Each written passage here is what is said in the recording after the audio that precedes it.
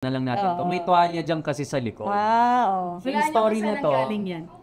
Saan galing? sa akin kasi yung tuwalya na yan. So, ang backstory nito, sa Tanay kami nagsushoot, sobrang init. Tapos, sabihin ko talaga, sobrang pawisin kasi yung Kilikili kilikili. niya. God is fair. You cannot have it all. Hindi ba bakil ka din?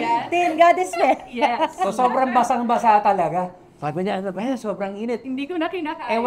Walang tuwalya. Walang kahit na ano. So ngayon, yung ako, may tuwalya akong malaki, yung pangligo talaga. So ako meron akong tuwalya. Isa pa, hindi kami friends, hindi pa kami close. Yun ang first encounter talaga. Hindi pa kayo close, pero hinira mo na yung tuwalya pagpunas ng kilikili mo. Then nagmagandang loob kasi ewan ko for some reason, walang makapag-abot sa kanya.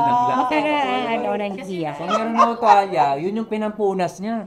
So basang-basa ngayon yung tuwalya. Pero hindi ko pinalabahan. Kasi inaamoy ako. Magpasalamat ka. Buti na lang mabango. Buti na lang mabango. Mabango naman ang kilikili niya. Kaya nga eh. Kaya